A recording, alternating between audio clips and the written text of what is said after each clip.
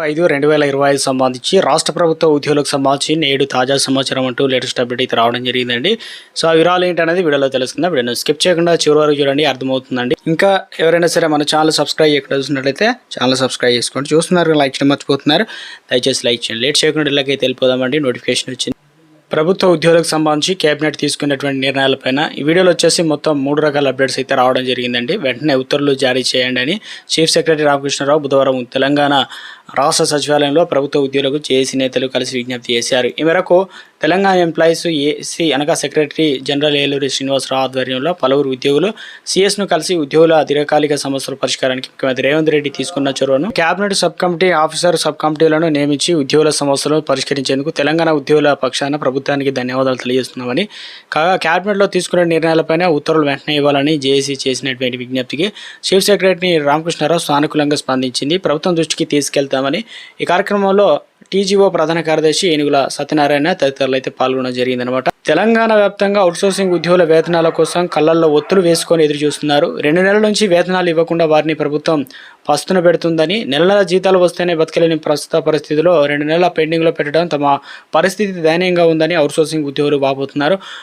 బోటీ జీతాలతో పనిచేసే వారికి deputy CM ఆర్థిక మంత్రి మల్లు బట్టి విక్రమార్క డబ్బులు ఇవ్వకుండా బడా కాంట్రాక్టర్లకు 100 కోట్ల రూపాయలు చెల్లిస్తున్నారని విమర్శలు అయితే వెలువెత్తున్నాయి. పేదల మధ్యతరగతి ప్రజల కోసం తమ ప్రభుత్వం పనిచేస్తుందని గొప్పలు చెప్పుకోవడం తప్పితే ఆచరణలో మాత్రం అది కనిపించడం లేదని అభిప్రాయాలు వ్యక్తమవుతున్నాయి. ఇక రాష్ట్ర వ్యాప్తంగా 52 ప్రభుత్వ విభాగాల్లో కార్పొరేషన్ సొసైటీ సుమారు 2 లక్షల మంది వరకు అవుట్సోర్సింగ్ ఉద్యోగులు పనిచేస్తున్నారు. ఇందులో సుమారు 25-30 నుంచి 30,000 మంది వరకు కార్పొరేషన్ సొసైటీ కొనసాగుతున్నారు. మిగతా వారందరూ కూడా ప్రభుత్వ విభాగాల్లో పనిచేస్తున్నారు.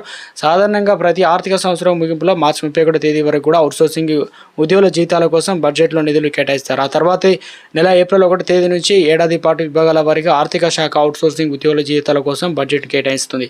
అయితే ఏడాది పాటు ప్రస్తుతం పనిచేస్తున్న వారికి లేదా కొత్త వారికి జీతాలు చెల్లించేందుకు ఆమోదం తెలిపే బడ్జెట్ ఫైల్ ప్రస్తుతం డిప్యూటీ సీఎం మల్లు బట్టి విక్రమార్క వద్ద పెండింగ్లో ఉందని సమాచారం. ఆయన ఫైల్ను పరిశీలించి సంతకం చేస్తే అవుట్సోర్సింగ్ ఉద్యోగులు వేతనాలు ఖజానా నుంచి మంజూరవుతాయి. అయితే సదరు ఫైల్ పైన ఆమోదం తెలపాల్సి ఉందో అనగా ఉన్నతాధికారులు ఎప్పటికప్పుడు కోరుతున్న డిప్యూటీ సీఎం మాత్రం నాన్సుడు ధోరణి అనుసరిస్తున్నారని ఆర్థిక శాఖ వర్గాలు అయితే చెబుతూ ఉన్నాయి. కేంద్రం నుంచి అప్డేట్ అండి. కేంద్ర ప్రభుత్వం 8వ వేతన సంఘం ఏర్పాటుకు గ్రీన్ సిగ్నల్ అయితే ఇచ్చిన తర్వాత ఉద్యోగుల్లో చాలా అంచనాలు అయితే నెలకొన్నాయి. ఎందుకంటే కొత్త వేతన సంఘం అమల్లోకి వస్తే ఉద్యోగుల జీతాలు పెన్షన్లు భారీగా పెరుగుతుంది. అదే సమయంలో కమ్యూటెడ్ పెన్షన్ రికవరీ పీరియడ్ను తగ్గించే ప్రతిపాదన అమలు కావచ్చు. కేంద్ర ప్రభుత్వ ఉద్యోగులు కీలకమైన గమనిక 8వ వేతన సంఘంతో పాటు పెన్షన్లకు సంబంధించినటువంటి ముఖ్యమైన డిమాండ్ పైన చర్చ జరుగుతుంది. కమ్యూటెడ్ పెన్షన్ రికవరీ పీరియడ్ను 15 నుంచి 12 ఏళ్లకు తగ్గించే ప్రతిపాదన అయితే ఉంది. ఇది అమల్లోకి వస్తే పెన్షన్లకు భారీ ప్రయోజనం కలుగునుంది.